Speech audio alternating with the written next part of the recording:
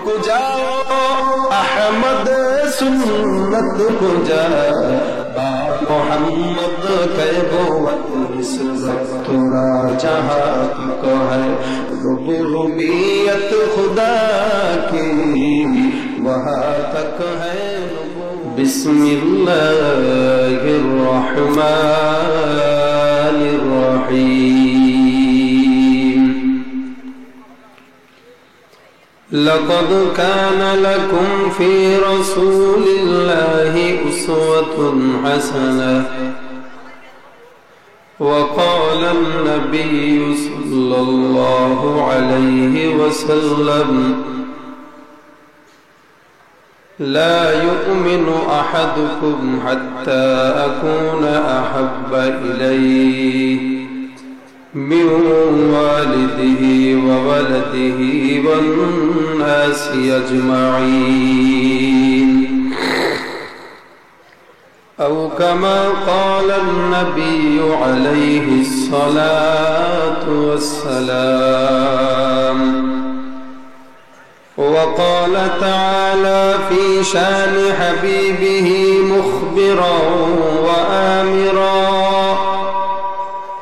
إن الله وملائكته يصلون على النبي يا أيها الذين آمنوا صلوا عليه وسلموا تسليما সকলে মহব্বতে উত্তম দরুদ ইব্রাহিম পড়ি জবানটা খুলে আল্লাহুম্মা সাল্লি আলা মুহাম্মাদিন ওয়া আলা আলি মুহাম্মাদ কামা সাল্লাইতা আলা ইব্রাহিম ওয়া আলা আলি ইব্রাহিম ইন্নাকা হামিদুম মাজিদ আল্লাহুম্মা বারিক আলা মুহাম্মাদিন ওয়া আলা محمد كما باركت على إبراهيم وعلى آل إبراهيم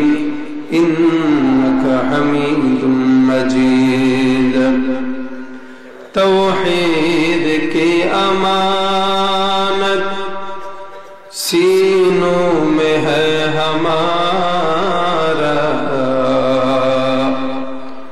توحید کی امانت سینوں میں ہے ہمارا آسان ہی مٹانا نام و نشاں ہمارا بلغ العلا بکمالہ کشف الدجا بجمالہ حسنت جمیع خصالہ محبت زبان رکھلے شکلے کو ذکر لا الہ الا اللہ لا الہ الا اللہ لا الہ لا الہ الا اللہ لا الہ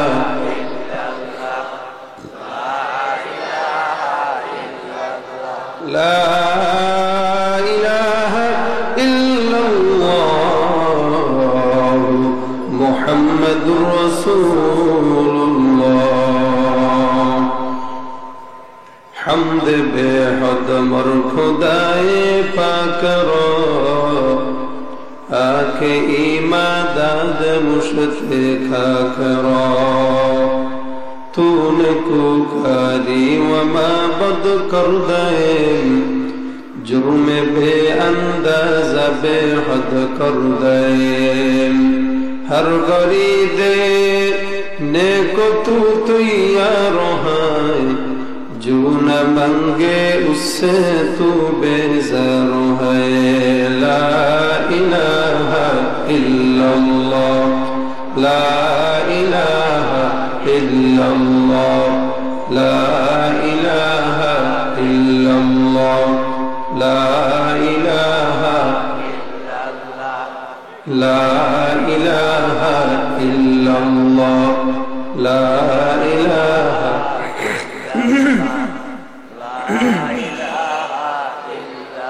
لا إله إلا الله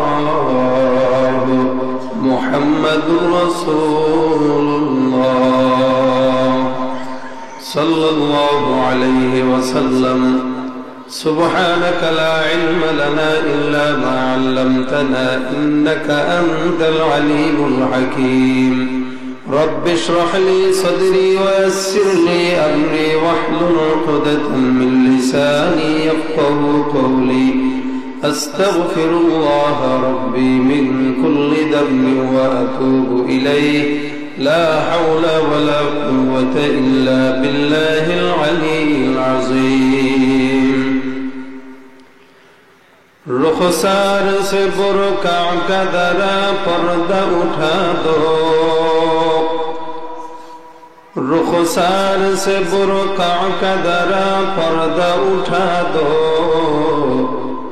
लिल्लाह मुझे हुस्न खुदा दाद दिखा दो लिल्लाह मुझे हुस्न खुदा दाद दिखा दो ऐ बहर करम सदका हुसैन बन अली का पियासा हो मुझे शरबत दीदार पिला दो पियासा हो मुझे शरबत दीदार पिला दो मैं दूर हूँ मजबूर हूँ ऐ सैयद आलम दीदार दिखाते नहीं आवाज सुना दो दीदार दिखाते नहीं आवाज सुना दो जिन लोगों को कहलाते हैं सब तेरी गुली के उन लोगों की दफ्तर में मेरा नाम लिखा दो उन लोगों की दफ्तर में मेरा नाम लिखा दो अल्हम्दुलिल्लाह अल्लाह रब्बुल आलमीনের দরবারে অসংখ্য কোটি শুকর ও সুজুদ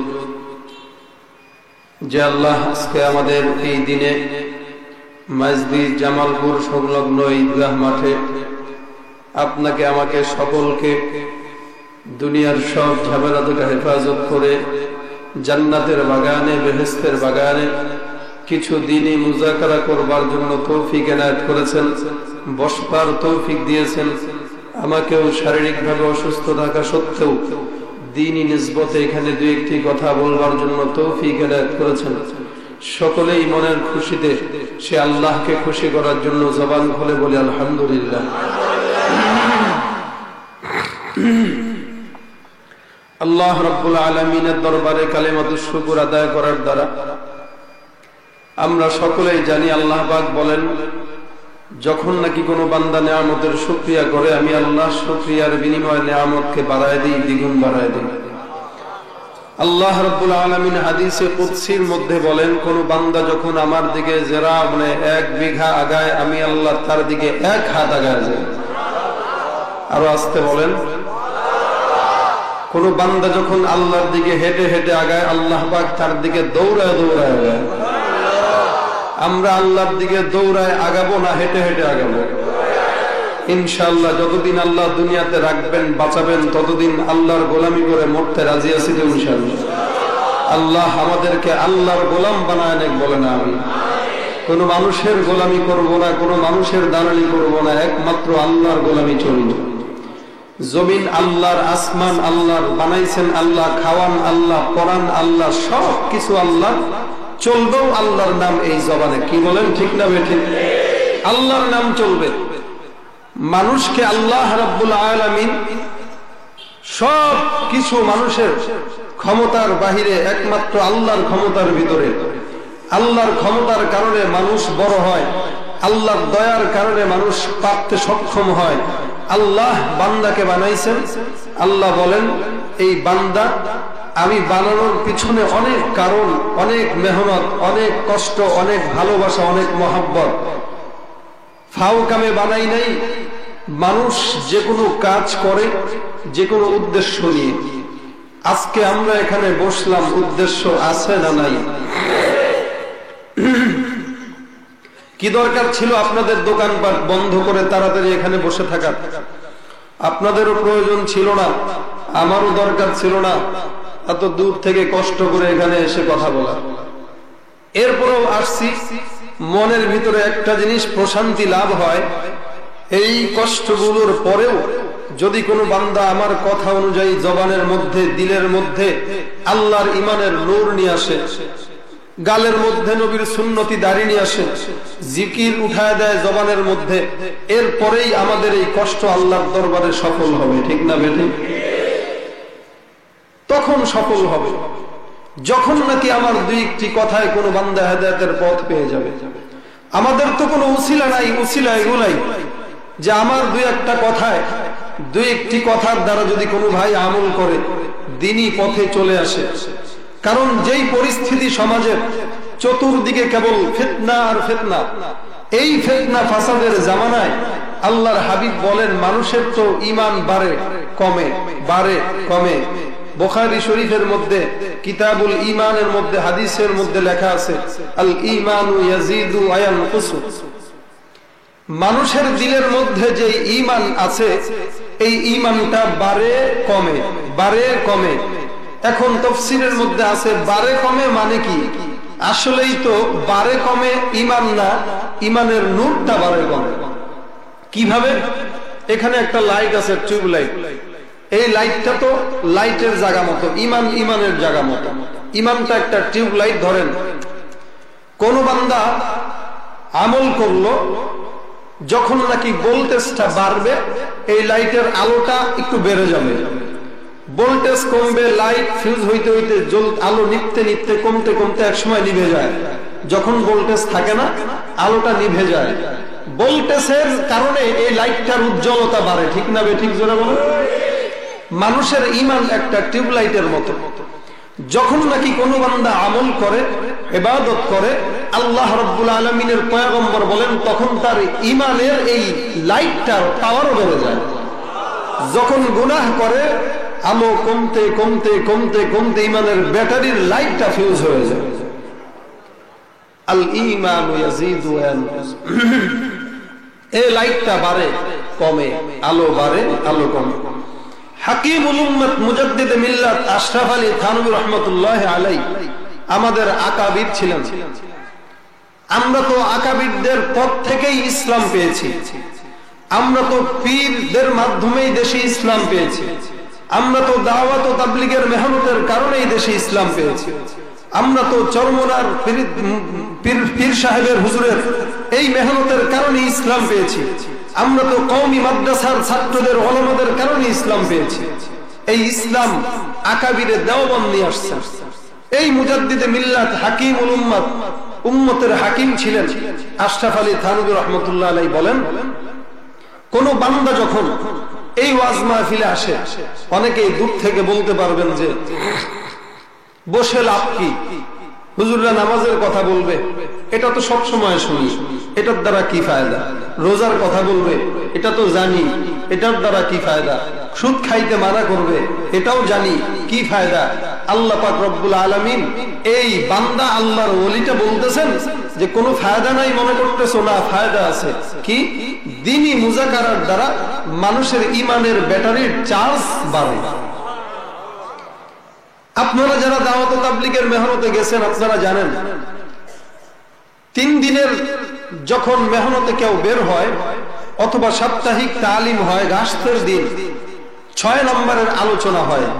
জানেন আপনারা 6 নম্বরের বয়ান শুনতে শুনতে ঠোঁটস্থ হয়ে গেছে, ঠোঁটের জায়গায় ঝুলে আছে। এরপরেও দাঁড়াইলে 6 নম্বরের বয়ানটাই আগে বলে। কেন? এটা তো মুখস্থ, তারপরেও প্রত্যেক দিন শোনার মধ্যে কি ফায়দা? বলে ওইটা শোনার দ্বারাই ঈমানটা বাড়ে আরো দিন দিন। কোরআন তো সেই 1500 বছর আগের কোরআন। নামাজের মধ্যে তো পড়তেছেন প্রত্যেক দিন সূরা ফাতিহা, এরপরেও কি পুরান লাগে নাকি? যত করেন ততই নতুন মনে হয়। এটাই হলো আল্লাহর নবীর কারিশমা, এটাই হলো আল্লাহর কোরআনের ইজ্জত, কোরআনের কারিশমা। ঠিক না ঠিক? জোরে বলেন। এই জন্য আল্লাহ ওয়ালারা বলেন, আল্লাহর ওলিরা, আমাদের মুরব্বীরা বলেন মুযাকারা করতে হবে, ঈমানি মুযাকারা। ঈমানি মুযাকারার দ্বারা বান্দার ঈমানের ব্যাটারির চার্জ বাড়ে। আমাদের ইমানের ব্যাটারির চার্জ কমতে কমতে এখন দুর্বল হয়ে গেছে। আমরা অন্যদেরকে ওয়াজ করতে পারি, নসিহত করতে পারি, কিন্তু নিজেদের মধ্যে নাই। পয়গম্বরদের গুণ ছিল তারা নিজেরা নিজেদেরকে নসিহত করত। আল্লাহওয়ালাদের গুণ ছিল তারা নিজেরা নিজেদেরকে নসিহত করত। এটা তো আল্লাহর কোরআনের আদেশ, ইয়া আইয়ুহাল্লাযীনা আমানু কু আনফুসাকুম ওয়া আহলিকুম নারা। হে ঈমানদার, তুমি নিজেকেও আগে বাঁচাও, তারপরে অন্যদেরকে জাহান্নামের আগুন থেকে বাঁচাও। আগে নিজে বাঁচো, আগে অন্যকে বাঁচাইতে বলে নাই।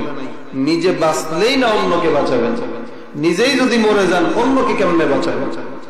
এখন আমরা নসিহত করি অন্যদেরকে আগে, এদিক দিয়ে নিজে জাহান্নামের আসামি হয়ে গেছে, খবর নাই। এই হইল সমাজের পরিস্থিতি। এখন মানুষের যে ঈমান থাকে, ঈমানের ব্যাটারিটা মাপবেন কেমনে? ঈমানের ব্যাটারি মাপার একটা যন্ত্র আছে। আমরা মোবাইল চার্জ দেই, 1 দাগ 2 দাগ 3 দাগ করে। যখন মোবাইলের চার্জ শেষ হয়ে যায়, তখন দিলের মধ্যে যারা ফেসবুক ইন্টারনেট চালায়, এদের দিলের ভিতরে বিশাল বড় ভয় লেগে যায়, আরে 5 মিনিট যদি নেট না থাকে মনে হয় মরে যাবে, এই অবস্থা। এরপরে চার্জার খুঁজি আর পিন খুঁজি, কোন জায়গায় কারণ আছে এটা খুঁজি। এই হলো অবস্থা। কেন? বলে ঈমানের মোবাইলে যে ব্যাটারিটা না চার্জ নাই, এটাকে চার্জ দেওয়ার জন্য। বলেন পয়গম্বর, আপনি আমাদেরকে একটু বলে দেন তো, আমাদের ঈমানের ব্যাটারিটা মাপবো কিভাবে? আল্লাহর হাবিব পয়গম্বর আরবি সাল্লাল্লাহু আলাইহি ওয়াসাল্লাম বলেন, হে আমার সাহাবায়ে কেরাম, তোমাদের ঈমানের ব্যাটারি যেটা আছে, চার্জটা বাড়ে আবার কমে, বাড়ে আবার কমে, বাড়ে আবার কমে। আল্লাহর হাবিব পয়গম্বর বলেন, হে সাহাবায়ে কেরাম, মসজিদের মধ্যে চলে যাও, দেখো দিলের মধ্যে ভালো লাগে কিনা। মন্দিরে যাওয়ার পর দিলের মধ্যে ভালো লাগে কিনা। গানের কনসার্টের মধ্যে গেলে দিলের মধ্যে ভালো লাগে কিনা। ওয়াজ মাহফিলে আসলে দিলের মধ্যে ভালো লাগে কিনা। পয়গম্বর বলেন, হে সাহাবায়ে কেরাম, যখন নাকি দিলের মধ্যে ভালো লাগবে, ওয়াজ মাহফিলে গেছো ভালো লাগবে, মসজিদের মধ্যে গেছো দিলের মধ্যে ভালো লাগবে, আল্লাহর হাবিব বলেন এই ভালো লাগার নাম হলো ঈমান। কোন বান্দার কাছে যখন ভালো জিনিস ভালো লাগে, খারাপ জিনিস খারাপ লাগে, ওয়াজ মাহফিলের প্যান্ডেলে গেলে দিলের মধ্যে মজা লাগে, ওই গানের কনসার্টে গেলে দিলের মধ্যে বড়ই খারাপ লাগে, ওই মেয়েদের নাচ দেখলে দিলের মধ্যে বড় মজা লাগে। আল্লাহর হাবিব পয়গম্বর বলেন, মসজিদের মধ্যে গেলে তোমার দিলের মধ্যে যখন ভালো লাগবে, মন্দিরের মধ্যে গেলে দিলের মধ্যে যখন খারাপ লাগবে, ভালো কাজ ভালো লাগবে, খারাপ কাজ খারাপ লাগবে। যেই বান্দাটার দিলের অবস্থা এমন হবে, ওয়াজ মাহফিলে গেছে দিলের মধ্যে বড় মজা, মাহফিলের মধ্যে গেছে ওয়াজ শোনার পর দিলের মধ্যে পরিবর্তন, এবং দেখা যায় যখন কনসার্টের মধ্যে গেছে দিলের মধ্যে খারাপ লাগে। আল্লাহর হাবিব বলেন, ভালো কাজে যখন যাও ভালো লাগে, খারাপ কাজে গেলে খারাপ লাগে। এরকম বান্দার দিলের অবস্থা যখন হবে, বুঝতে হবে ওই বান্দার ঈমানের ব্যাটারির চার্জটা ফুল আছে। আর যে বান্দার অবস্থা এমন হবে, মসজিদের মধ্যে গেছে, শরীরটা চুলকায়, ইমাম সাহেব কেরাত একটু ফজরের নামাজের সময় লম্বা করছে, পিছন থেকে কাশি দেওয়া আরম্ভ করে দিয়েছে। মসজিদে গেছে, ভালো লাগে না। মন্দিরে দেখছে, পূজা করার জন্য গেছে, দেখতে খুব মজা লাগে। গানের কনসার্টে গেছে, দেখতে খুব মজা লাগে। দেখবেন আপনার আওয়াজ মাহফিলের জন্য মুরব্বীদের কাছে যাওয়া হয়, টাকা তোলার জন্য, যায় না? যায় না? যায়। এই দিনী কাজের জন্য তো 10 জনের দান ছাড়া বরকত হয় না। মুরব্বীর কাছে গেছে, এই মুরব্বী দেন, মাহফিল করবো 500 টাকা দেন। মুরব্বী কয়, কি তো মাহফিল করবি নি, তোকে মোল্লা করার কোনো কাম কাজ নাই, তোরা খালি ভিক্ষা করস কিনলে? হ্যাঁ, কয় না জোরে কোন দিছে। হাসটিয়া 500 টিয়া দিতে গেছে, হেতে হাসটিয়া বার করে দিয়ে দিছে। আল্লাহ ভিক্ষা দিলাম, হাসটিয়া কি বল, দেয় না জোরে কোন। আবার কিছু কিছু দরজায় গেলে দরজার খিলও মারি দেয়, বাকি যা হুজুর কোনো কাম কাজ দেয়, মাদ্রাসায় হরে আর খালি ভিক্ষু পায়। আছে না নাই জোরে কোন? ভিক্ষা করি নিজের হকের জেবের মধ্যে বড় লাইনি কোন না, আল্লাহর জন্য করি, আল্লাহর দ্বীনের কাজের জন্য। এক সময় তো এমন হবে যে মানুষ যাকাতের টাকা নিয়ে ঘুরবে, এরপরেও মানুষ পাবে না যাকাত কাকে দেবে, পাওয়া যাবে না কাউকে। আপনাদেরকে ভালোর জন্য আমরা আপনাদের দরবারে যাই, ঘরের মধ্যে যাই। মনে করেন না আল্লাহ 10 টাকার মালিক বানাইছে, বিশাল বড় বেড়া হয়ে গেছেন। আপনার থেকে সাদ্দাত, হামান, কারুন, ফেরাউন অনেক বড় লোক ছিল, বেল নাই, পাত্তাও নাই। ঠিক না? ঠিক জোরে কর। আর তোমার মতো 10 টাকার মালিকের তো কোনো বেলই নাই। গেছে 500 টাকা তোলার জন্য, মুরব্বী 5 টাকা দিছে। এবার যুবকরা গেছে, মুরব্বী মাহফিল তো করছে, হেনে টাকা দিছেন, আমগো কাছেও দেওয়া লাগবে। কি তোরা আবার কি করবি, মাহফিল করবি নি? না, আমরা কি এত বোকা নাকি আমরা মাহফিল করুন? وَإِذَا قِيلَ لَهُمْ آمِنُوا كَمَا آمَنَ النَّاسُ قَالُوا وَنُؤْمِنُ كَمَا آمَنَ السُّفَهَاءُ।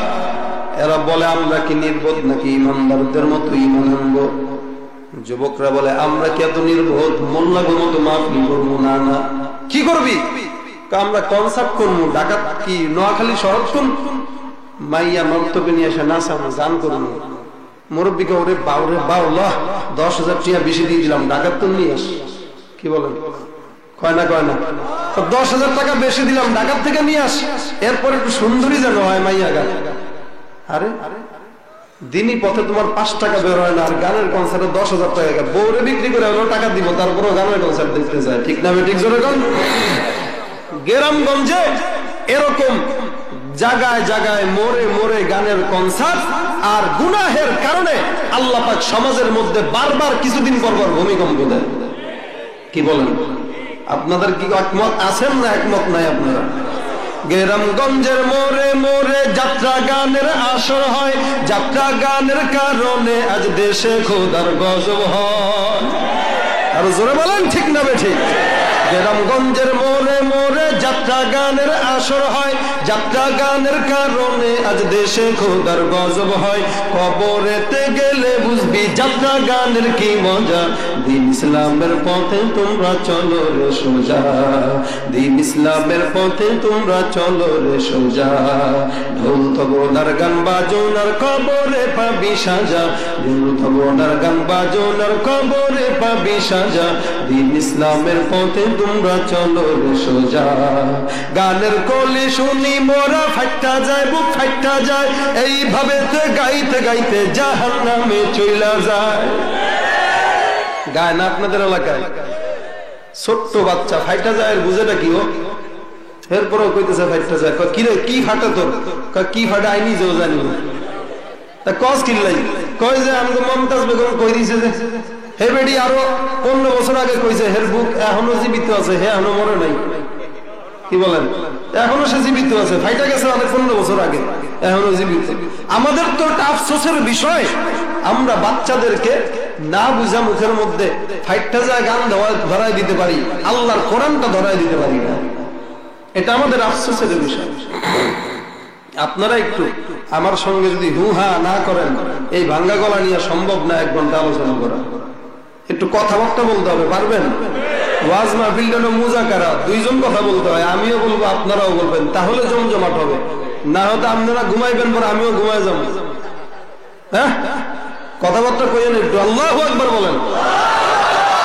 কি আওয়াজ দিবেন? নোয়াখালীর ঘাটি হইলো আল্লাহ আল্লাহ ঘাটি, ঠিক না ঠিক জোরে কর। হাফিজ হুজুর কোন দেশের? হ্যাঁ, নোয়াখালী।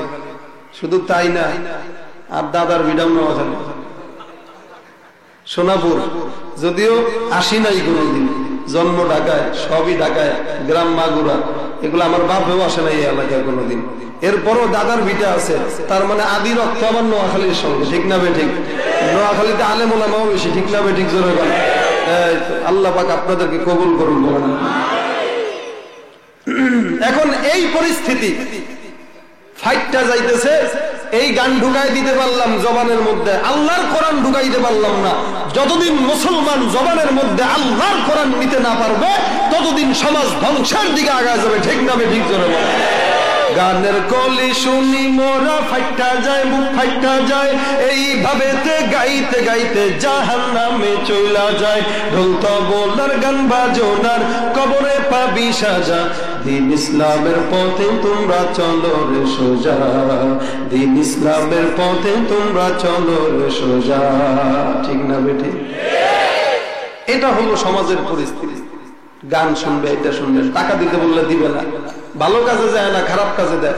আল্লাহর হাবিব বলেন, এই যে ভালো কাজ তোমার ভালো লাগে না, খারাপ কাজ খারাপ লাগে না, মসজিদে আসছে ভালো লাগে না, ওয়াজ মাহফিলে টাকা দিতে গেছে ভালো লাগে না, কনসার্টের মধ্যে যায় নাচ দেখতেছে খুব মজা লাগতেছে, মূর্তি পূজা দেখতেছে, খুব মজা লাগতেছে।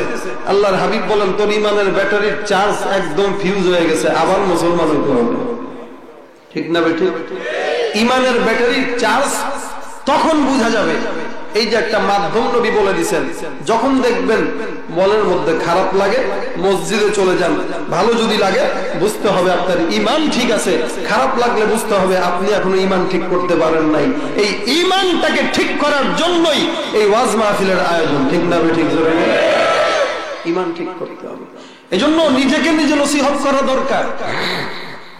আল্লাহ ওয়ালারা নিজেরা নিজেদেরকে নসিহত করতেন, পয়গম্বররা নিজেদেরকে নিজে নসিহত করতেন। ওই যে ইব্রাহিম আলাইহিস সালাতু ওয়াস সালাম বড় একজন নবী ছিলেন, আল্লাহর পয়গম্বর, জাতির পিতা ছিলেন। কি বলেন? জাতির পিতা ছিলেন ইব্রাহিম। এখন ইব্রাহিম আলাইহিস সালাতু ওয়াস সালাম একদিন সকালবেলা ঘুম থেকে উঠছে, ছোট মানুষ, নিজের রবকে, রবের পরিচয়টা পাইতে কষ্ট হইতেছে। রবকে, ছোট মানুষ রব তালাশ করে। সকালবেলা ঘুমের থেকে উঠা তাকায় দেখে বিশাল সূর্য উঠে আছে সকালে।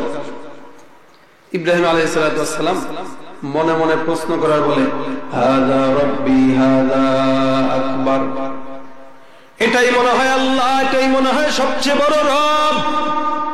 ওই আসমানের মধ্যে বিশাল সূর্য দেখা যায়, ওই সূর্যটা মনে হয় আল্লাহ, এটা মনে হয় সবচেয়ে বড় খোদা। সকালবেলা যখন সূর্যটা নামতে নামতে মাথার উপরে চলে আসছে, আবার তাকায় আসছে, হায় রে আল্লাহ এখান থেকে এখানে কেমনে আসছে, রব এখানে কেমনে আসছে। যখন সন্ধ্যার দিকে আসমানের দিকে নজর যায়, ওই আসমানের দিকে তাকায় দেখে সূর্যটা এখন আর দেখা যায় না। মাগরিব পার হয়ে গেছে, সূর্য দেখা যায় না। এবার তাকায় দেখে নতুন করে একটা ছোট্ট চন্দ্র আসমানের মধ্যে উঁকি দিছে।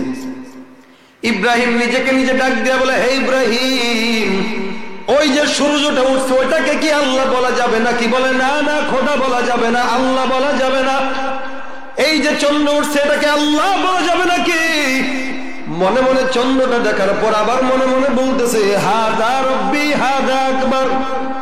এটাই মনে হয় আমার আল্লাহ, এটাই মনে হয় সবচেয়ে বড় খোদা। সকালবেলা ঘুম থেকে উঠার পর তাকায় দেখে পশ্চিম আকাশ থেকে পূর্ব আকাশ সূর্যটা ডুবে গেছে।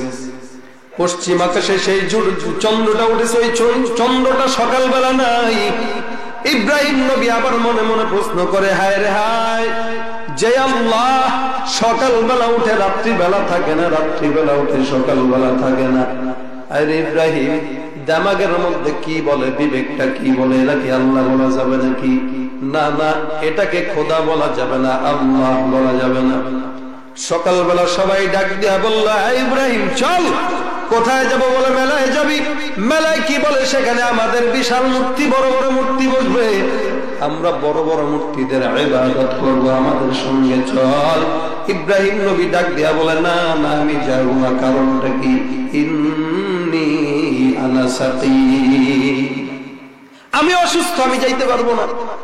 তুই অসুস্থ কেমনে? রাত্রেবেলায় তো দেখলাম তুই লাফালাফি করতেছিস, আবার অসুস্থ কখন হইলি? ইব্রাহিম বলতেছে না আমি অসুস্থ, আসলে ছিলেন সুস্থ, বলতেছেন অসুস্থ। মিথ্যা হইল না সত্য হইল? নবী কি মিথ্যা বলতে পারে? জান দিতে পারে, মিথ্যা বলতে পারে না। তা বলতেছে আনা সাকিম, আমি অসুস্থ। আরবি শব্দে দুইটা শব্দ আছে, একটা মারিদ, একটা সাকিম। মারিদ শব্দের আবিধানিক অর্থ শারীরিক রোগী, সাকিম শব্দের আবিধানিক অর্থ মানসিক রোগী। ইব্রাহিম মারিদ বলেন নাই, বলছেন কি? সাকিম, মানে মানসিক রোগী। আর কোন নবী হয়ে উম্মতেরা মূর্তি পূজায় লিপ্ত থাকবে, মানসিক ভাবে সুস্থ থাকবে না, অসুস্থ হওয়াটাই স্বাভাবিক। ঠিক না বেটি? ইব্রাহিম ডাক দিয়া বলতেছেন, ইন্নী আনা সাকিম, আমি অসুস্থ। তাহলে ঘরের ভিতরে যা বসে থাকবি, বের হইবি না? ঠিক আছে। গেছে চলে সবাই মেলার মধ্যে। ইব্রাহিম নবী আসছেন, মূর্তি সবগুলার সামনে আইসা এবার দাঁড়ায় দাঁড়ায় ফল ফলাদি, আলু, পটল, পেঁপে যা আছে সব নিয়ে সামনে প্লেটের মধ্যে ধরছে। এই খা তো দেখি পারস কিনা, রব রে আজকে খাওয়াই একটু। দিছে সামনে, খাইতে পারে না। লা ইয়াকুলু ওয়া লা ইয়াশরাবু ওয়া লা ইয়ানফাউ ওয়া লা ইয়াদুরু, মাছি পড়ছে খাবারের মধ্যে, এটা দাঁড়াইতেও পারে না। ইব্রাহিম কয়, কি রে, এটা কোন ধরনের খোদা? আবার প্লেটে মাছি বসতেছে, খোদা কিছুই কয় না। খাবার দিলাম, খায়ও না। হেই, দিছে চটকানা একটা রাগের ঠান্ডা, কিরে সোজা, কিরে খাস না কেন? কথাও বলতে জানে না, কথাবার্তা কস না, কথাও বলতে জানে না। কিরে, এখন নিজেরে নিজে কয়, আরে এই কথা বলতে জানে না, কিরে এটা কি আল্লাহ নাকি? আমাকে ধর, এটা কেমনে আল্লাহ? কথা বলতে জানে না, কিছুই জানে না। আল্লাহ তো মারলে ঠেকাইতে পারবে অন্তত। কি বলেন? নাস্তিক বেঈমানরা যদি আল্লাহর বিরুদ্ধে আন্দোলন করে, আল্লাহ দেখবেন কুত্তা ছাগল বানায় এরপরে জমিন থেকে, দুনিয়া থেকে বিদায় করে নিয়ে যায়। এটা আল্লাহর খেলা। তা আল্লাহর খেলা তো এমনই হবে, এমন খেলা দিবে। কোটি কোটি মানুষ যদি আল্লাহর বিরুদ্ধে ছাগলের মতো চিল্লায়, কুকুরের মতো ঘেউ ঘেউ করে, লাভ আছে? কোনো লাভ নেই। এটা কেমন জাতের খোদা যে মারতেছি ফিরাইতেও পারে না? এখন কয় এমন ব্যাকখলে গুলা, এটারে আল্লাহ বলে মানে? হ্যাঁ, এটারা কি আল্লাহ বলা যাবে? কয় না, কি করবো ভাবতেছে, আজকে পিডা সবগুলো ভাঙবো। আল্লাহর কাম নাই, কাজ নাই, মূর্তি করে আল্লাহ ডাকে। এবার তাকায় দেখে দূরে একটা কুড়াল পড়ে আছে, কুড়ালটা নিয়ে আসছে, আলগা, ছোট মানুষ তো, ভারী গোল কুড়াল, আলগা, এমনি মারতেছে, মারে আর ভাঙে, ভাঙতে ভাঙতে সব ভাঙা শেষ। একটা মাত্র জীবিত রাখছে, একটারে দয়া কইরা। কে? রব হইল। এখন কি মূর্তি নাই, ইব্রাহিম হয়ে গেল। হ্যাঁ, মারতেছে খোদারে, বান্দায় মারতেছে খোদারে। কেমন প্রজাতির খোদা বুঝানো? এখন একটারে বাঁচায় রাখছে দয়া করে। কয়, তোরা যে বাঁচায় রাখলাম তার পিছনে কারণ আছে, কারণ নবীরা তো হেকমত ছাড়া কোনো কাম করে না। হেকমত কি? কয়, মারছি যে নিঃসন্দেহে আইসা আমার আজকে কান্ডলা দিব, শুধু কান না, পাল্লা আগুনের মধ্যে ফেলাইব। প্রমাণ তো রাখতে হবে আমি যে মারি নাই। কয়, কেমনে? এবার কি করলো? কুড়ালটা নিয়া একটা দড়ি দিয়া ঝুলাইয়া ওই বড় মূর্তি যেটা 6 পা 6 হাত দিয়ে দাঁড়ায় আছে, এটার মাথার মধ্যে ঝুলাই দিছে। আল্লাহু আকবার বলেন, আল্লাহু আকবার। নবীর বুদ্ধি, ছোট মাথা হইলেও ব্যাটারির চার্জ ফুল, ঠিক না বেঠিক? ঝুলাই দিছে মাথার মধ্যে। এবার ঝুলাই দেওয়ার পরে গেছে বাড়িতে। বিকালবেলা সবাই আসছে, আসার পরে দেখে সেজদা করবে মূর্তিরে। এখন দেখ খোদা যে ময়রা ব্যাখ্যা রয়েছে সব। ওরে আইসা কয়, খোদা কই, খোদা কই, খোদা গেল কই? আরেকটা করি, বাপরে বাপ, খোদা মরে গেছে। এখন আমগো অবস্থা কি হবে? কয়, এই কাম ইব্রাহিম ছাড়া কেউ করে নাই, ধরে আনবে। এখন 4-5 জন মিলা গেছে, ছোট্ট মানুষ ধরছে, হাত মাত ধরে দিগা, তোর একদিন তো আমগো একদিন। বেদ্য করে ঘরের বেদ্য কি করছে, সেগুলা মারছে কে? কে? আমার জিজ্ঞাসা করলে আমি জানি নাকি? কে জানে? আরে আমি তো মারি নাই। কে মারছে? আমি জানি। আমারও জিজ্ঞাসা, তুই জানোস না? কে জানে? দেখেন না কুড়ালটা দাঁড়ায় রয়েছে গলার মধ্যে, হেরে জিগান, হেই না জানে। এবার তো মেজাজ আরো গরম হয়ে গেছে। এক তো মারছস, আবার দ্বিতীয় তো ফাইজদামি করছ আমাদের সঙ্গে। ফাইজদামি কেন? কে মূর্তি কি কথা বলতে পারে? মাথার তার এত সিরা কিল লাগা যে কথা কইতে পারে না, হেরো রবটা কিল লাগা, বুঝো না? কি বলেন, ঠিক না? ঠিক জোরে বলেন। কথা বলতে জানে না, পাছার মধ্যে বাঁশ দিয়ে দাঁড়া করায় রাখছে, এটা আবার আল্লাহ বলে। কিছু দল এক হয়ে গেছে, কিছু দল পক্ষে, কিছু দল বিপক্ষে। একদল কয়, ইব্রাহিম কিন্তু ছোট হইল, ব্যাটারির চার্জ আছে। যেই কথা কইছে, কথাটা কিন্তু যুক্তি সই কথা। কি বলছি বোঝস না? কথা বলতে জানে না, মারতে মানে ফিরাইতে জানে না, উপকার করতে জানে না, হেরে আল্লাহ রাখলো। ঠিকই তো কইছি, আসলেই তো। আরেক দল কয়, তুই নতুন নতুন কথা কইতেছস, তোরে আজকে আগুনের মধ্যে পুরানো। এখন যেগুলো বিপক্ষে চলে গেছে ওগুলো তো একদিকে, যেগুলো পক্ষে আসছে এগুলো একদিকে, শক্তি বেশি এগুলা। তাই ইব্রাহিম এ কি আমাদের আল্লাহ না? বলে না, আল্লাহকে। ইব্রাহিম আলাইহিস সালাম পরিচয় দিয়ে দিতেছেন কি? ইন্নী ওয়াজ্জাহতু ওয়াজহিয়া লিল্লাযী ফাতারাস সামাওয়াতি ওয়াল আরদা হানিফাও ওয়া মা আনা মিনাল মুশরিকিন। আল্লাহকে জোরে বলেন, একমাত্র আল্লাহ। আল্লাহ একমাত্র আল্লাহই, এছাড়া অন্য কেউ আল্লাহ নাই। ইব্রাহিম আলাইহিস সালাম আল্লাহর পরিচয় মানুষদেরকে দেন। মানুষরা আল্লাহর পরিচয় পাওয়ার পর ইব্রাহিমের দলে চলে আসলো। এটাই হলো নবীদের শান, এটাই হলো আল্লাহ ওয়ালাদের শান। আল্লাহ ওয়ালারা নিজেদেরকে নিজেরা নসিহত করে, আল্লাহ ওয়ালারা নিজেদেরকে নিজেরা নসিহত করে। ও নবীর উম্মত, আল্লাহ পাক রব্বুল আলামিন পয়গম্বরকে এই কারণে বলতেছেন, হে আমার পয়গম্বর, আপনি আপনার উম্মতদেরকে জানায় দেন ওই মানুষরা যেন নিজেরাও বাঁচে, অন্যদেরকেও বাঁচায়, নিজেরাও বাঁচবো, অন্যদেরকেও বাঁচাবো। আমি আগে নিজেকে বলবো, তারপরে অন্যদেরকে বলবো। আল্লাহ পাক রব্বুল আলামিন বলেন, বান্দা এই গুণটা তুমি কখন পাইবা? যখন নাকি আল্লাহ ওয়ালাদের সোহবতে থাকবা, যখন নাকি পয়গম্বরের সোহবতে থাকবা, তখন তোমার মধ্যে এই গুণটা চলে আসবে। এই জন্য আল্লাহ পাক রব্বুল আলামিন দুনিয়ার জন্য একটা নবী পাঠায় দিয়েছেন। মানতে হয়, পয়গম্বরকে মানো।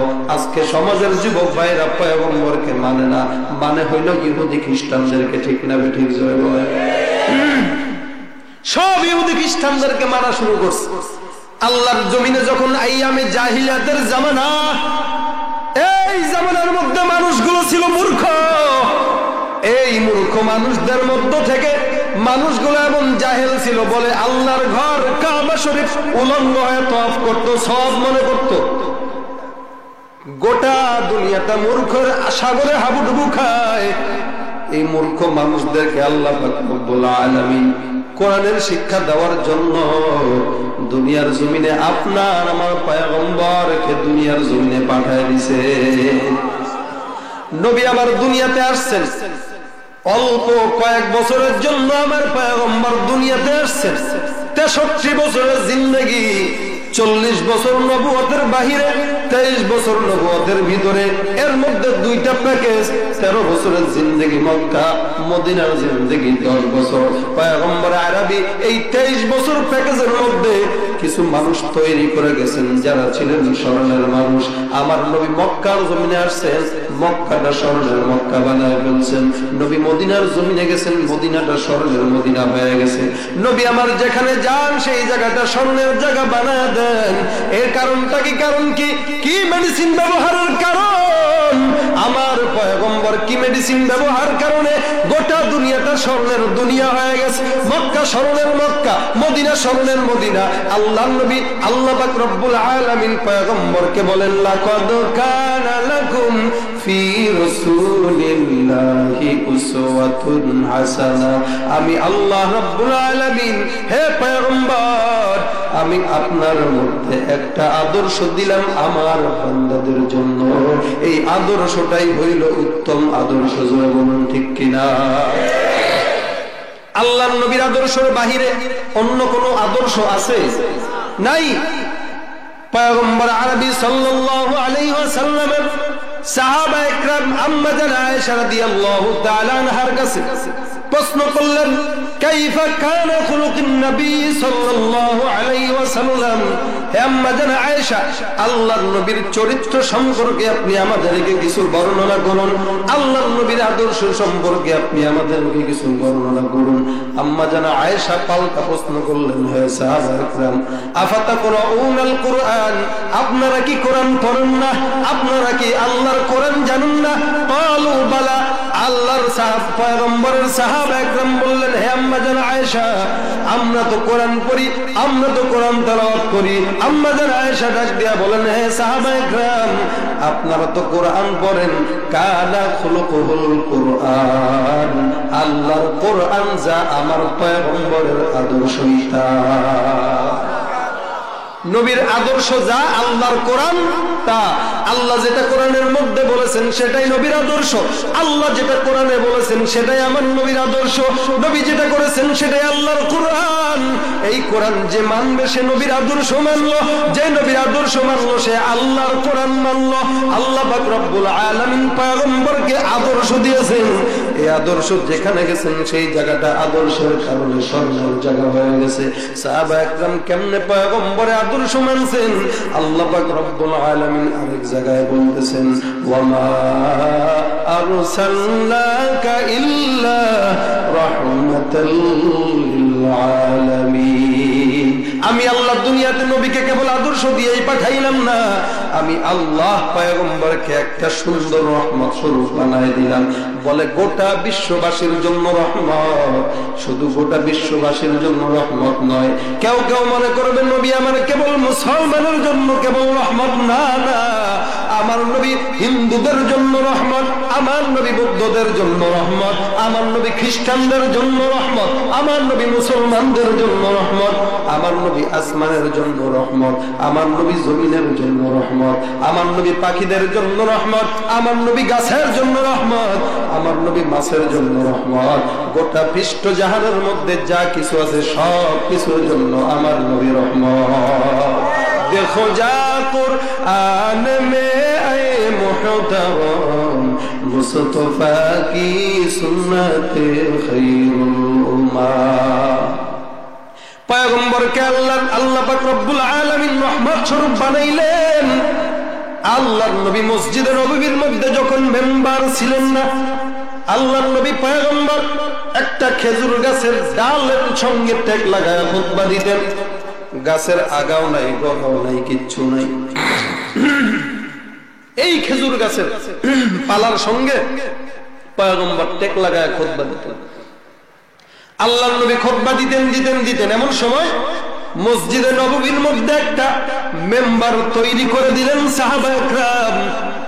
আল্লাহর নবী এই খেজুর গাছটা বাদ দিয়ে এবার দাঁড়ায় গেছে মেম্বারের মধ্যে। মেম্বারের মধ্যে খুতবা দেওয়ার জন্য পয়গম্বর বসে, সাহাবায়ে কেরাম নবীর সামনে বসা, আল্লাহর নবী খুতবা দেওয়ার জন্য দাঁড়ায় গেছেন। এদিক দিয়া কান্নার আওয়াজ আসতেছে। কোত্থেকে কান্নার আওয়াজ আসে? আল্লাহর নবীর সাহাবায়ে কেরাম তাকায় দেখে ওই খেজুর গাছের ডাল দাঁড়া আছে। ওই খেজুর গাছের ডাল থেকে ফটফট সুন্দর করে যেমন ভাবে কান্নার আওয়াজ আসতেছে, এক সাহাবী ইবনে আব্বাস ডাক দিয়া বলে, পয়গম্বর আমি কান্নার আওয়াজ শুনতেছি, একটা বাচ্চা হারায় যাওয়ার পর মা যেমনে কান্দে, ওই খেজুর গাছটার কাছ থেকে এরকম কান্নার আওয়াজ আসতেছে, যেন খেজুর গাছটা কানতে কানতে খেজুর গাছের ভিতর থেকে খেজুর গাছটা ফাঁক হয়ে যাবে। আল্লাহর নবীর সাহাবায়ে কেরাম ডাক দিয়া বলেন, কেউ বলেন পয়গম্বর আমি কান্নার আওয়াজ এমন শুনতেছি, একটা গরু তার বাছুরকে হারায় যাওয়ার পর কেমনে খুঁজে আর কেমনে ডাকে তালাশ করে কান্দে। হে পয়গম্বর আমি শুনলাম খেজুর গাছের থেকে এরকম কান্নার আওয়াজ আসতেছে। ও পয়গম্বর আপনি কি কান্নার আওয়াজ শুনতেছেন নাকি? পয়গম্বর ডাক দিয়ে বলে, সাহাবায়ে কেরাম তোমরা কি মনে করছো তোমরা সাহাবী হয়ে কান্নার আওয়াজ শুনতে পাও? আমি আখির জামানার পয়গম্বর, আমি রাহমাতুল লিল আলামিন হয়ে খেজুর গাছের কান্নার আওয়াজ শুনতে পাই না মনে করছো? আমি শুনতেছি খেজুর গাছের কান্না আওয়াজ, আমি শুনতেছি খেজুর গাছের কণ্ঠে আওয়াজ। আল্লাহর নবী দেরি করলেন না, সঙ্গে সঙ্গে দূরের খেজুর গাছের পালাকে হাতের ইশারায় ডাক দিলেন, হে খেজুর গাছের পালা আমার সামনে এসে যাও। সাহাবায়ে কেরাম তাকায় আছে, হায় হায় কি ব্যাপার, নবী আমার এখানে দাঁড়ায় আছেন, যে খেজুর গাছের পালাকে ডাক দিলেন, এই খেজুর গাছের পালার আগাও নাই, গোড়াও নাই, শুকনা কাঠ, এই খেজুর গাছের পালাকে ডাক দিলে কেমনে শুনবে? আল্লাহর হাবিব তাকায় আছেন সাহাবায়ে কেরামদের দিকে। সাহাবায়ে কেরাম লক্ষ্য করলেন আল্লাহর নবী খেজুর গাছের পালাকে ডাক দিতে দেরি হয়, খেজুর গাছের পালাটা আমার নবীর সামনে আসতে দেরি হয় না। তুকু যাও আহমদ সুন্নত কো যা বা মোহাম্মদ কে গোवत निस्बत তোরা जहां तक है रुबूबियत खुदा की वहां तक है नबुवत मुस्तफा की। আল্লাহর নবী ডাক দিলেন, খেজুর গাছের পালা সামনে এসে দাঁড়ায় গেল। প্রশ্ন করলেন, হে খেজুর গাছ ব্যাপারটা কি? তোমার কণ্ঠের কান্নার আওয়াজ কেন? কারণটা কি আমি পয়গম্বর জানতে চাই। খেজুর গাছের পালার থেকে আওয়াজ ডাক দিয়া বলে, পয়গম্বর এতদিন আপনি আবার গাছের সঙ্গে টেক লাগায় খুতবা দিতেন, আমার কোনো দুঃখ ছিল না। আপনি যেদিন নাকি মসজিদে নববীর মেম্বার তৈরি হওয়ার পর আমার গাছের সঙ্গে টেক লাগায় খুতবা দেওয়া বন্ধ করে দিলেন, আমার দিলের মধ্যে বড় দুঃখ। এখন আমার সোহবত, নবীর সোহবত নাই। এতদিন আমি আপনার পিঠের সঙ্গে আমার সঙ্গে পিঠ লাগতো, আমার দিলের মধ্যে বড় শান্তি। আপনি মসজিদে নববীর মেম্বার হয়ে যাওয়ার পর আমার দিল থেকে বের হয়ে গেলেন, আমার সোহবত থেকে আমি আপনার সোহবত থেকে দূরে সরে গেলাম। হে পয়গম্বর, আমার মনের মধ্যে দুঃখ। আপনি এতদিন পর্যন্ত আমার গায়ের সঙ্গে টেক লাগায় খুতবা দান করতেন, এখন একটা সুন্দর মেম্বার পাওয়ার পর আমাকে ভুলে গেলেন। হে পয়গম্বর, আপনার সোহবতের থেকে দূরে সরে যাওয়ার দুঃখে আমি খেজুর গাছের পালা কান্না আরম্ভ করে দিছি। আল্লাহর নবী এবার ডাক দিয়ে বললেন, বলো কি করলে তোমার কান্না বন্ধ হবে? খেজুর গাছের পালা ডাক দিয়া বলে, পয়গম্বর আমার শর্ত আছে। আল্লাহর নবী বলতেছেন, হে খেজুর গাছের ডাল, আমি যদি তোমার জন্য আল্লাহর দরবারে দোয়া করি, হায় আল্লাহ এই খেজুর গাছটাকে এমন বড় একটা গাছ বানানো দাও, দুনিয়ার মধ্যে যতদিন বাঁচবা আমার নবীর উম্মতেরা তোমার খেজুর গাছের ছায়া আশ্রয় গ্রহণ করবে আর দোয়া করবে। বলো তুমি খুশি কিনা? খেজুর গাছের পালা ডাক দিয়া বলে, হে পয়গম্বর আমি খুশি না। আগের থেকে আরো কান্নার আওয়াজ বাড়ায় দিল। আল্লাহর নবী ডাক দিয়া বলে, হে গাছ, আমি যদি দোয়া করি জান্নাতের ময়দানে এমন একটা গাছ তোমাকে আল্লাহ বানাইবে, যেই গাছটা এত বড় হবে আমার উম্মতেরা জান্নাতের মধ্যে তোমার ছায়া আশ্রয় গ্রহণ করবে, আর আমি নবীও তোমার ছায়া আশ্রয় গ্রহণ করব। আমি নবীও তোমার সঙ্গে থাকবো, তুমি আমার সঙ্গে থাকবা। বলো তোমার মন শান্ত হয় কিনা? এবার খেজুর গাছের পালার কান্নার আওয়াজ বন্ধ হয়ে গেছে। ডাক দিয়া বলে, পয়গম্বর আমার কোনো দুঃখ নাই, আমার কোনো পেরেশানি নাই। আপনি যেহেতু কথা দিয়েছেন ওই জান্নাতের ময়দানে আমাকে আপনার সঙ্গে রাখবেন, আমার কোনো আর দুঃখ নাই, নিঃসন্দেহে আমার কোনো দুঃখ নাই। আমি যদি আপনার সঙ্গে জান্নাতে থাকতে পারি এটাই আমার সবচেয়ে বড় চাওয়া। আল্লাহর নবী জন্য বলতেছেন, আমার জন্য আমি গাছের জন্য রহমত, মাছের জন্য রহমত, খেজুর গাছের জন্য রহমত, মাটির বিশ্ববাসীর জন্য রহমত। এটাই হলো আল্লাহর নবীর শান, এটাই হলো পয়গম্বরের মর্যাদা। হে নবীর উম্মত, আজকে বাংলার জমিনে এই নবীর কদর আমরা বুঝি না। আশিক রাসূল দাবি করি, নবীর সুন্নাত ওয়ালা দাবি করি, কিন্তু মুখের মধ্যে নবীর সুন্নাত নাই, মুখের মধ্যে দাড়ি নাই। যুবকরা দাড়ি রাখে না কেন? বলে যদি দাড়ি রাখি কেমন দেখা যায়। বিবি ডাক দিয়া বলতেছে, স্বামী দাড়ি রাখছো কেন? খোসা খোসা লাগে গালের মধ্যে, খোসা লাগে। এখন কয় দাড়ি কাটো। বিবিরে খুশি করতে যায়, দিছে দাড়ির মধ্যে আঘাত দিয়া। আছে না নাই? বিবিকে খুশি করে, নবীকে বেজার করে। খাঁটি আশিক হওয়া যাবে কি? সম্ভব না কখনো। আল্লাহর হাবিব সাল্লাল্লাহু আলাইহি ওয়াসাল্লাম বলতেছেন, যেই ব্যক্তিটা দাড়ির মধ্যে আঘাত দিল সে আমার কলিজার মধ্যে তীর মারলো। এখন আপনি বলতেছেন আমরা আশিক রাসূল, নবীরে পাইলে মাথার মধ্যে নিয়ে নাচতাম, নবীরে পাইলে কোলে নিতাম। হে বেঈমান, খবরদার, খবর দাও, যত তুমি ইশকের কথা বলো না কেন, আল্লাহর নবী বলেন যেই ব্যক্তিটা দাড়ির মধ্যে আঘাত লাগাইলো সে আমার কলিজায় তীর মারলো। তুমি যতই নবীর আশিক হও না কেন, তোমার মুখের মধ্যে নবীর দাড়ি নাই। এর কারণেই বোঝা যায় তুমি নবীর আশিক না, তুমি হইল নবীর দুশমন। যতই আশিক দাবি করুক এরা আশিক না। আল্লাহর নবী বেঁচে থাকলে এরা তো এখন দূর থেকে তীর মারে দাড়িতে আঘাত দিয়া, নবী বেঁচে থাকলে ডাইরেক্ট নবীর কলিজায় তীর মারত। কয় আমরা যদি নবীরে পাইতাম রে, একদম ঘরের মধ্যে দাওয়াত দিয়া মুরগার রান খাওয়াইতাম, খাওয়াইতি না, তোরাই নবীরে আঘাত দিতি। এতটুকু মায়া ছাড়তে পারে না, দাড়ির মায়া। দাড়ি কাটছেন কেমন গুনাহ? বলে গুনাহে জারিয়া। নামাজ পড়তেছেন গুনাহ লেখা হচ্ছে, হজ করতেছেন গুনাহ লেখা হচ্ছে, রওজা জিয়ারত করতেছেন গুনাহ লেখা হচ্ছে। যেই কাজ করেন না কেন মরণের আগ পর্যন্ত গুনাহ লেখা হবে। মরবেন গুনাহগার হয়ে কবরে যাবেন, আল্লাহর জান্নাত আপনার কবরে যাবে না। যুবক ভাইরা, এরপরও দাড়ি কাটবেন আজকের পর থেকে। হ্যাঁ, কথা কয় না, সাহস নাই। দাড়ি কাটবেন না রাখবেন? যাদের মুখে দাড়ি নাই হাত তুলেন তো। এখন হাত তুলতে লজ্জা পাইতেছেন কেন? তুলেন একটু। দাড়ি নাই যাদের মুখে হাত তুলেন। তুলছেন, একটু ওয়াদা করবেন আল্লাহকে সাক্ষী রাখা। এবার হাত নামায় ফেলতেছে, হাত নামায় ফেলতেছেন কি লেগা? ওয়াদা করবেন আজকের পর থেকে নবীর সুন্নতে তীর মারবো না ইনশাআল্লাহ। কইতেও লজ্জা পাইতেছেন মনে হইতেছে। কপাল পুরলে কিন্তু হেদায়েতের মালিক আমি না, আল্লাহ হেদায়েতের মালিক। একটু নিয়ত করেন, আল্লাহ পাক সহজ করে দিবেন ইনশাআল্লাহ। নিয়ত করতে পারি না আমরা, নিয়ত নাই, সাহস নাই, হাত নামান। এই যে এত কিছু শোনার পরেও যদি হৃদয়ের মধ্যে দাগ না লাগে, মাহফিল শোনা দরকার নাই, বাসায় যায় ঘুমান, তাও লাভ আছে। এতটুকু যদি মায়া ছাড়তে না পারি, দুনিয়াবি মায়া, বিবির মায়া, কি বলে চাকরি করতে পারবো না হুজুর, চাকরি করতে গেলে স্যার বলতেছে দাড়ি কাটতে, দরকার নাই চাকরি, রিক্সা চালা খাও, এরপরেও নবীর কলিজা তীর মারো না, তীর মারো না, তুমি খাঁটি নবীর আশেক হইতে পারবো না। এখন এশক তো আমাদের বের হয় না, খিচুড়ি না দেখলে, মিষ্টি না দেখলে এশক বের হয় না। নামের আগে লাগাইছে কুতুবে রব্বানি, সারা গায়ে চুল গায়ে আছে না, এশক বের হয় না যদি দাঁড়ায় সালাম না দেয়, খিচুড়ি না দেখলে মোহাব্বত বের হয় না।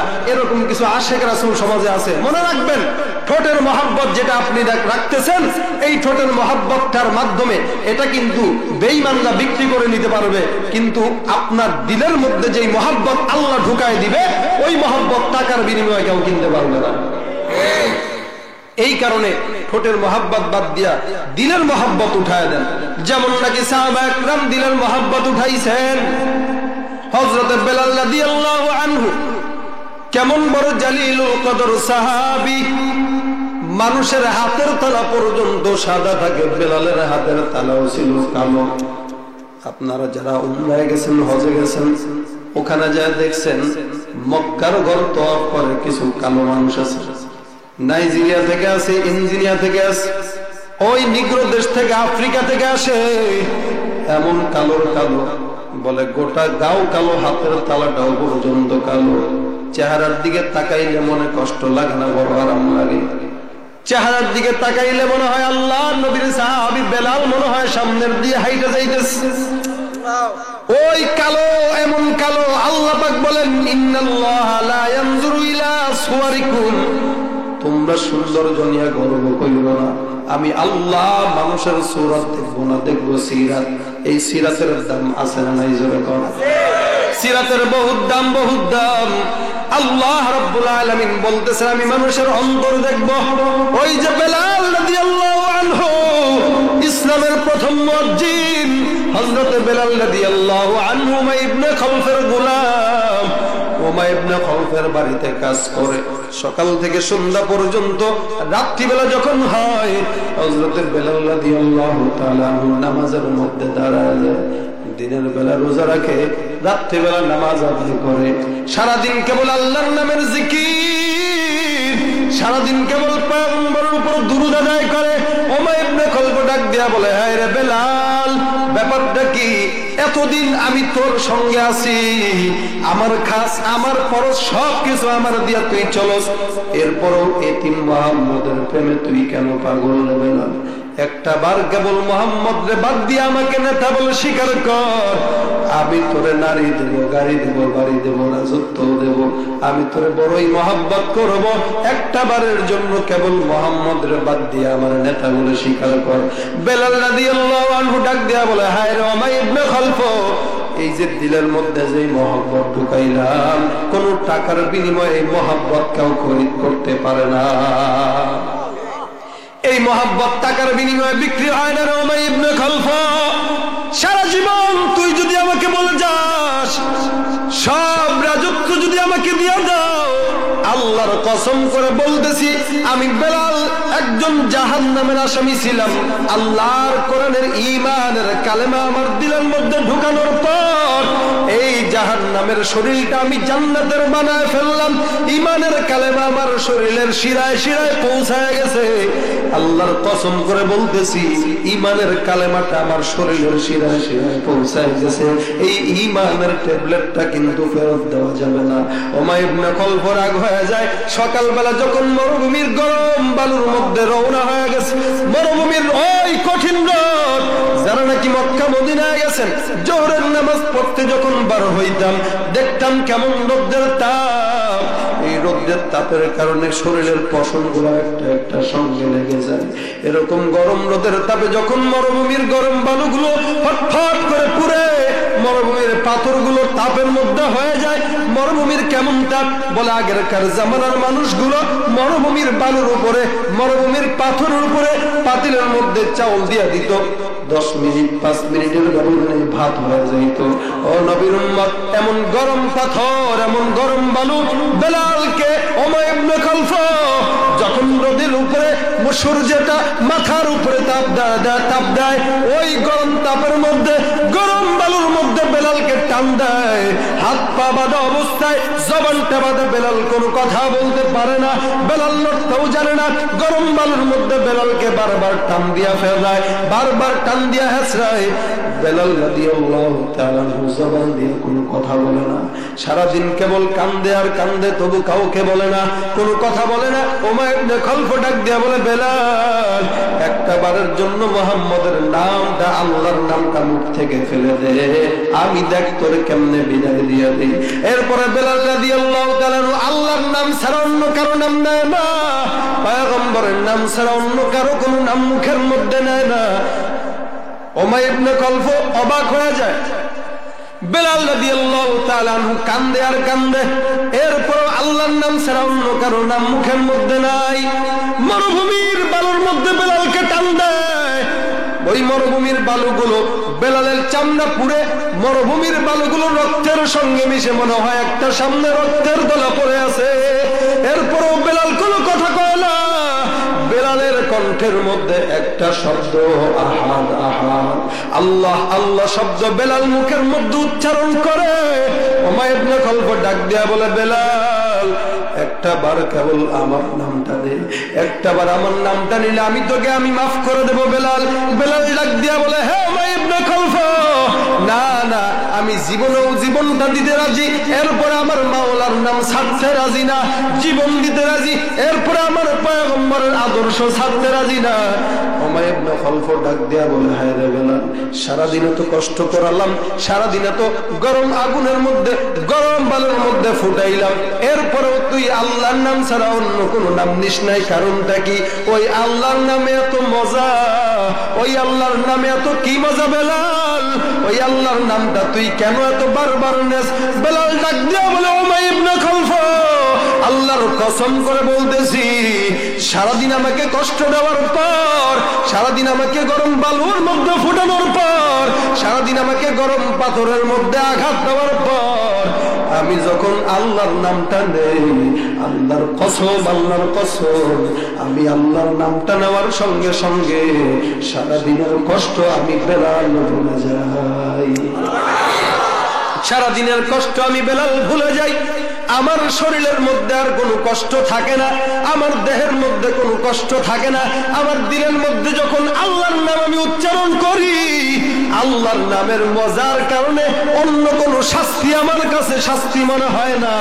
এটা হলো ঈমানদারের পরিচয়, এটা হলো সাহাবায়ে কেরামের পরিচয়, এটা হলো নবীর প্রতি মহব্বতের পরিচয়, এটা হলো আল্লাহর প্রতি মহব্বতের পরিচয়। আজকে তো আমরা নবীর প্রতি জীবন দিতে রাজি না, জীবন দিব তবু নবীর পথে চলতে রাজি না। এরকম ঈমানদার সমাজে আছে নাই? জোরে কোন। অথচ আমাদের ঈমান তো এমন হওয়া দরকার ছিল যে জীবন দিতে রাজি তবু ঈমান ছাড়তে রাজি। এখন তো টুপি মাথায় দিলে কিছু দিনী ভাইরা আছে, এরা আমাদেরকে গালি দেয়, জঙ্গিবাদ মৌলবাদ বলে, আছে না নাই? জোরে বলুন। জঙ্গিবাদ মৌলবাদ বললেই কি ঈমানদার কখনো ঈমানের পথ থেকে নড়ে? ঈমানের শান কখনো এটা হতে পারে না। ঈমানদার তো এক পথে চলবে, মঞ্জিলে মাকসুদ হবে তার আল্লাহর জান্নাত, ঠিক না বেটি? জোরে বলেন।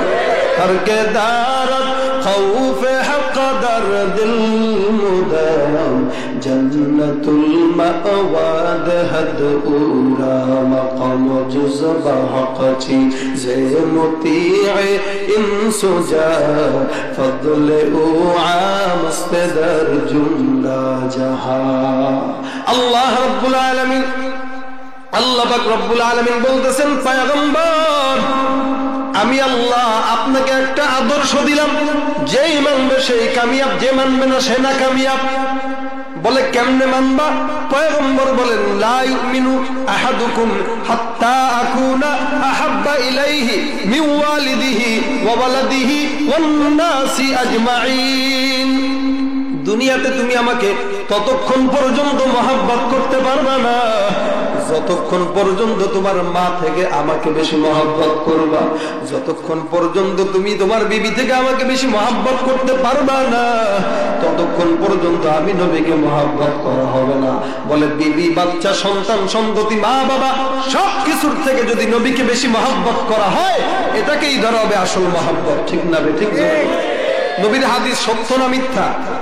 এজন্য সুন্নতি টুপি মাথায় দিতে গেলে জঙ্গিবাদ বললেও তো পড়বো না পড়বো না, যতই জঙ্গিবাদ বলুক টুপিওয়ালার কাছেই কিন্তু জানাজার জন্য আসতে হবে। কি বলেন? চোর তো আর পড়াইব না, সুদখোর তো আর পড়াবে না, ঘুষখোর তো পড়াবে না, পড়াবে আমার মতো ওলামা একদম। সন্তান হবে বেহায়ার মতো, হুজুর কানে একটু আজান দিতে আসে, কয় না কয় না। জানাজার জন্য হুজুর মসজিদের ইমামের এতদিন ধমক দিছে, এখন ইমামের কাছেই গেছে, হুজুর একটু আসেন জানাজাটা পড়ায় যান। তখন তো লজ্জা লাগার কথা, যে আলেমকে এতদিন গালি দিয়ে গেলাম এখন আবার এই আলেমের কাছে কেমনে যাই? ঠিক না বে ঠিক? জোরে বলো। জন্মের পরে কানে আজান কি দেয়নি, তুমি মৌলবাদী ছাড়া হওনি। জন্মের পরে কানে আজান কি দেয়নি, তুমি মৌলবাদী ছাড়া হওনি। আবার মরণের পরে জানাজা পড়াবে, তখন কোথায় পালিয়ে যাবি? বিদ্রোহী, বিপ্লবী, মৌলবাদী, কেন জঙ্গিবাদী? ঠিক আছে? বেহায়া নারীর এই কেমন কথা, ইসলাম নিয়ে ওদের মাথা ব্যথা। বেহায়া নারীর এই কেমন কথা, বোরকা দেখলেই মাথা ব্যথা। আবার পর্দার কথা যখন বলি তখন বলে ফতোয়াবাজি। বিদ্রোহী, বিপ্লবী, মৌলবাদী, কেন জঙ্গিবাদী? এত আস্তে কনকে, সার কম পড়তেছে না? জোরে কোন ঠিক না বেঠিক? কি মনে করে ওই হনুমান, দাড়ি টুপি দেখলেই তালেবান? আছে না নাই? হে যে চুল রাখছে দেখবেন একদম স্মৃতিসৌধের মতো চুল, এরকম লম্বা লম্বা করে, আছে না নাই? প্যান্ট পরে দিক দিয়ে সিরা, দিক দিয়ে সিরা, পাশার দিক দিয়ে সিরা। আগের কাল মানুষ টাকার অভাবে সিরা প্যান্ট পড়তে, এখন টাকার দাপটে সিরা প্যান্ট পরে। আল্লাহ টাকা কামাইতে পারবি লাখ লাখ টাকা, কিন্তু তোরে সিরা প্যান্ট নিয়ে আমি পড়াবো, এটাই আমার সিদ্ধান্ত। আর হুজুর যতই কম বেতন পাক, হুজুরের পা থেকে মাথা পর্যন্ত কাপড় আর কাপড় রাখবো আমি আল্লাহ। সিদ্ধান্ত কার? জোরে বলেন। মা বোনের আগের কালে দেখতাম গ্রাম দেশে একটা পুরুষ দেখলেই একদম বোরকা টোরকা মুখ টুক ফিরাই দিত একদম। আর এখন সামনে পুরুষ দেখলে মেয়েরা অন্য জেনেও ঠিক থাকে, হেডার আবার খুইলে আবার জোরে জোরে পড়ে। কি বলেন? আছে না নাই? এখন হুজুর আপনি দেখছেন কেমনে? আমার কি চোখ নাই নাকি? আমি কি কানা? আমি কি বুড়া নাকি যে সব কমে গেছে? তা আমিও তো জোয়ান, চোখ তো আমাদেরও যায়, কিন্তু ঈমান কোরআনের কারণে হয়তো ফিরায় রাখি। আল্লাহ ফিরায় রাখার তৌফিক দেয়। কি বলেন? এখন হুজুর আপনি দেখছেন কেমনে? আপনি তো চোখই খারাপ। আর হেরা যা কাম করে হেগো দিল খুব বালা, যত দোষ সব হুজুর। লম্বা জামা পড়লে কেউ টেডি হুজুর যাইতেছে, খাটা জামা পড়লে কেউ দেখছো কাঠ মোল্লা যাইতেছে, কাঠ দিয়া বানাইছে। আল্লাহ খোঁচা দিবেন, আঘাত লাগবো না। কি আছে না? আসলেই কাঠ দিয়া বানাইছে। নাহলে যেই গালি আমাদেরকে দেয়, যদি গোস্ত মাংস হইতো আমগো জবাই করে লাইতাম একদম। ঠিক না ঠিক? জোরে কর। কিছু কই না, কিচ্ছু বলি না, কারণ আল্লাহর নবীর আদর্শ আমাদের রক্তের সঙ্গে মিল আছে। নবীর আদর্শের রক্ত আমাদের রক্তের সঙ্গে মিল, সাহাবাদের আদর্শের সঙ্গে আমাদের আদর্শের মিল, যার কারণে আমরা কিছু বলি না। না হয় কিন্তু খবর আছিল, এই কারণে কয় কাঠ মোল্লা। আসলেই কথাটা ঠিক। দাওয়াত দিবে, একটু বেশি খাইলে কেউ হুজুর ইবাদত বন্দেগী করা লাগে না, এত বেশি খান কিনলে না, কমায় খান। দেখছো পেটটা করেছে কি একদম ফুটবল বানার আছে। মোল্লারা খাইলো দুনিয়া, একটু পেট বলে গোটা দুনিয়া খাইলেছে। একটু আমার মতো চিকন চাকন হইলে কম খাইলে কেউ হুজুর দাওয়াত কি দুই একটা আরো রাখছেন নি, এত কম খান কে, একটু বেশি করে খান। আরে বাপরে বাপ, জেনে যাবো সে নেই দোষ, জেনে যাবো সে নেই দোষ। আর তারা যে এত কিছু করে এটা দোষ না। শরীরের পোশাক আশাকের অবস্থা দেখলে মনে হয় যে কি বলে জাদুঘর, চিড়িয়াখানার দরজাটা মনে হয় ভুল ক্রমে খোলা হয়ে গেছিল, না হলে সে এখানে আসলো কেন? এমন চিকন প্যান্ট পরবে, যদি পিছন থেকে জিজ্ঞাসা করেন দোস্ত কেমন দেখা যায়, কবে দুইটা সুপারি গাছ দাঁড়ায়। প্যান্ট এত চিকন, এত চিকন প্যান্ট, ও দাঁড়ায় দাঁড়ায় প্রসাব করে। বৈশা প্রসাব করার ক্ষমতা আল্লাহ দেয় নাই। কুকুরও দাঁড়ায় প্রসাব করে, সেও দাঁড়ায় প্রসাব করে। পার্থক্য আছে নাকি? জোরে বলেন আছে কোনো পার্থক্য নাই। মাছটা দেওয়ার জন্য আসে, হুজুর কি করবো, গুনাহ হইবনি, দাঁড়ায় দাঁড়ায় প্রসাব করি। কি লাগে দাঁড়ায় প্রসাব করেন? কয় যে প্যান্ট বইতে পারি না। আপনারাই কোন এই পাগলদের কে বলছে টাকা দিয়ে জেলখানায় ঢুকার? হ্যাঁ, টাকা দিয়ে তুই জেলখানায় ঢুকোস কি লাগা? লুজ জিনিস পর যেন পয়সা পয়সা নবীর সুন্নাত মতো প্রসাব করতে পারস। কি বলেন, ঠিক না? ঠিক জোরে বলেন। এই হলো যুবকদের অবস্থা। আবার আমাদের মাথায় পাগড়ি দেখলে কয় দেখ তালেবান যাইতেছে, জঙ্গিবাদ যাইতেছে। পকেটে একটু বেশি কিছু দেখলে হুজুর পকেটে বন্ধ আসেনি, খবরদার। বোম কিন্তু নিজের পকেটে আছে, হুজুরের দোষ দেয়। দেখবেন চুরি করলে চোর পর্যন্ত চোর চোর করে দৌড়ায়। কি লাগে? ওরা যেন কেউ চোর না বলতে পারে। এগুলা হলে এমন বদমাশ, নিজেরা চুরি করে, নিজেরা ইসলামের ক্ষতি করে, নিজেরা সন্ত্রাসী করে, নিজেরা জঙ্গিবাদী করে, আর দোষ দেয় মোল্লাদের গায়ে। ঠিক না? ঠিক। কি মনে করে ওই হনুমান, দাড়ি টুপি দেখলেই তালেবান, আবার সিংহের চেয়েও বেশি ভয় পায় মাথায় পাগড়ি দেখে যদি। বিদ্রোহী বিপ্লবী মৌলবাদী কেন জঙ্গিবাদী, বিদ্রোহী বিপ্লবী মৌলবাদী কেন জঙ্গিবাদী। ঠিক না? ঠিক। রাগ করতেছেন নাকি কেউ? হক কথা বললে তো আপত্তি নাই। ঠিক না? ঠিক জোরে বলেন। আজকে সমাজের মধ্যে যুবকদের উদ্যোগে এই মাহফিল, আল্লাহ পাক যেন এই যুবকদেরকে কবুল করে, বলেন আমিন। প্রত্যেকটা যুবক যদি নবীর সুন্নাত ওয়ালা হয়ে যায়, সমাজে অশান্তি থাকবে, মারামারি থাকবে, সন্ত্রাস থাকবে। আল্লাহ পাক রব্বুল আলামিন এই এলাকার যুবকদের কবুল করুন, বলেন আমিন। প্রত্যেকটা যুবক ইনশাআল্লাহ দাওয়াত ও তাবলীগের মেহনতে সময় দিবেন। প্রত্যেকটা যুবক উলামা একরামের সঙ্গে সোহবতে সময় লাগাবেন। পারবেন তো ইনশাআল্লাহ? যেন কোনো মানুষ বলতে না পারে এলাকার যুবক খারাপ। আজকে আপনাদের চাহিদা আছে সঙ্গীত শোনার, কিন্তু আমার গলার চাহিদা নাই। খুব কষ্ট হইতেছে কথা বলতে। আপনারা চাইবেন যে একটু বলেন, একটু বলেন, কিন্তু আমার যে কতটুকু কষ্ট হইতেছে আমি বুঝতেছি। গলার আওয়াজ বার হইতেছে না।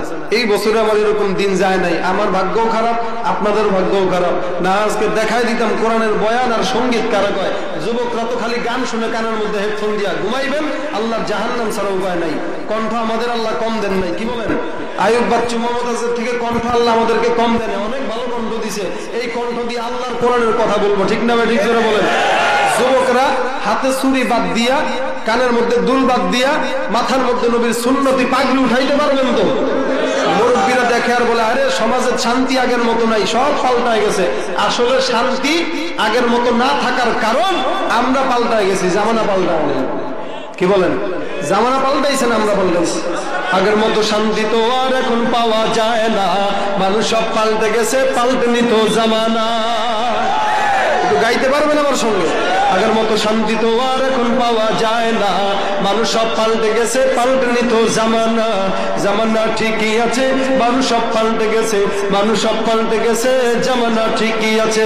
চুলগুলো খাটো খাটো, শার্ট প্যান্ট আটো শাটো, সানগ্লাস চোখে তার যেন কোন জমিদার, সুজোরা পায়ে দিয়ে, কাঁধে এক ব্যাগ নিয়ে, ঠোঁটে দেয় লিপস্টিক, হাসে শুধু ফিক ফিক। ওদিকে গেলে দু চোখ, মনে হয় ভদ্রলোক, কাছে গিয়ে দেখি হয় পুরুষ মানুষ না। মাশাআল্লাহ দাঁড়ায় আছে মিস জরিনা, আপা মাশাআল্লাহ দাঁড়ায় আছে মিস জরিনা। ফাঁকি দিচ্ছেন কিন্তু গাইতে পারেন না? হ্যাঁ পারেন নিয়ে গানটা না পারলে একটু হুহা করেন, তাহলে না বুঝবো, বুঝতেছেন। 2 সেকেন্ড পরে বুঝলে হবে না, সঙ্গে সঙ্গে বুঝতে হবে। লম্বা লম্বা আছে চুল, কানেতেও আছে দুল, হাতে সোনার চুড়ি, বিলুফি তার ঘড়ি, পাঞ্জাবি গায়ে দিয়ে হাত আছে মোড়ানো, লম্বা ওড়নাটা কাঁধে আছে ঝুলানো, হেঁটে চলে আঁকা বাঁকা যেন কোন নায়িকা। কাছে গিয়ে দেখি হয় মাইয়া মানুষ না।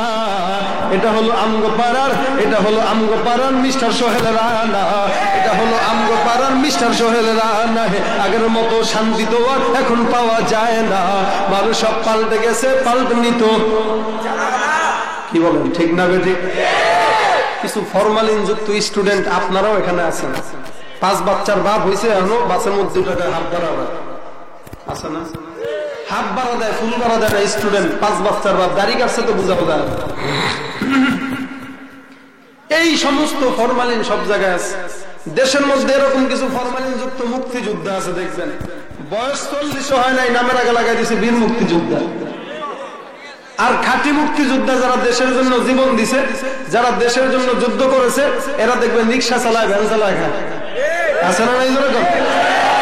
এই সমস্ত ফরমালিনের কারণেই তো আজকে দেশ ধ্বংস হইতেছে।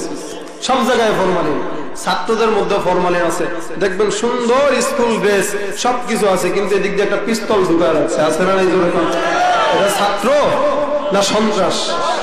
ঠিক না ঠিক? জোরে বলেন ঠিক না ঠিক?